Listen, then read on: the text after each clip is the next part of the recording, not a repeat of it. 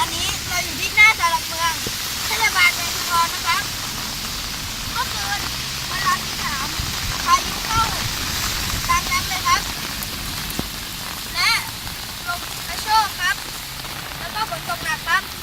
ตกทั้งวันนะครับแล้วก็ทั้งจังหวัดครับลมก็แรงและวันนี้แทบไม่มีแดดเลยนะครับเดี๋ยววันนี้จุดแรกที่เราจะไปสังเกตคือที่สะพานสามแก้วเดี๋ยวเราไปสังเกตที่สะพานสามแก้วเลยดีกว่าครับตอนนี้เราก็อยู่ที่สะพานสามแก้วแล้วนะครับสังเกตได้ว่าตอนนี้ระดับน้ำสูงกว่าเมื่อวาน1 เมตรนะครับน้ำยังไม่แรงมากนะครับเดี๋ยวเราไปดูฝั่งตรงข้ามกันดีกว่าครับ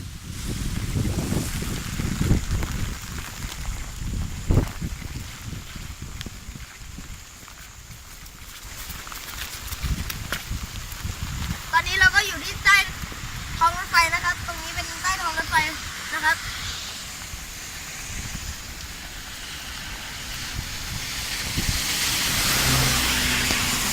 ตอนนี้ระดับน้ำก็ยังไม่ถึงเสาหม้อนะครับ เดี๋ยวถ้าน้ำสูงกว่านี้เดี๋ยวเราก็จะมาติดตามนะครับ เดี๋ยวตอนนี้เราไปดูที่คลองท่าตะเภากันดีกว่าครับ ตอนนี้เราอยู่ที่คลองท่าตะเภาแล้วครับจุดที่มีพระแม่ธรณีตอนนี้บันไดก็สูง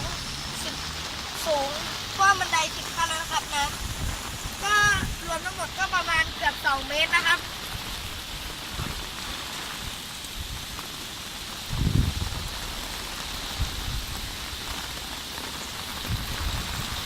คาดว่าคืนนี้น้ำก็น่าจะเกือบมาถึงประมาณตรงนี้นะครับ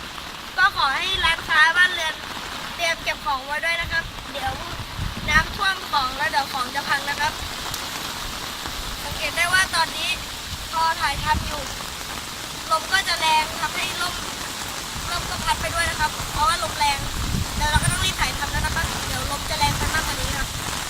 เดี๋ยวเราไปสัมภาษณ์ผู้ที่เคยอยู่ในเหตุการณ์พายุเกนะครับไปเลยครับวันนี้เราอยู่ที่ร้านขายหนังสือสินทรนะคะเป็นร้านที่เก่าแก่ที่สุดในชุมพรวันนี้เราจะมาสัมภาษณ์อาม่ากันนะครับสวัสดีครับเมื่อคืนเป็นยังไงบ้างครับฝนตกเหรอหนักบ้างเบาบ้าง แล้วถ้าเปรียบเทียบกับพายุเกอะไรแรงกว่ากันครับแล้วเป็นยังไงบ้างครับพายุเกหนักมาก มีทั้งลมทั้งฝน น้ำท่วมร้าน มิตรยี่ห้อร้านเหลือบันได2 ขั้นถึงชั้น 2ต้องอยู่ชั้นบนวันอาทิตย์ สรุปก็คือพายุเกโดนแรงเพราะว่าอยู่ในตัวของพายุนะครับ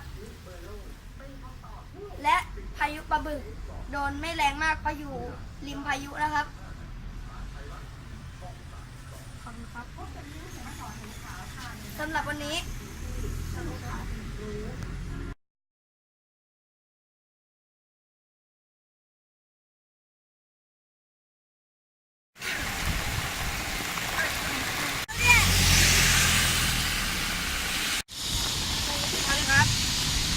ผมวินครับผมไวครับ ตอนนี้ฮะไปแล้ว ไปแล้วโอเคมันลมแล้วลมมาแล้วไหม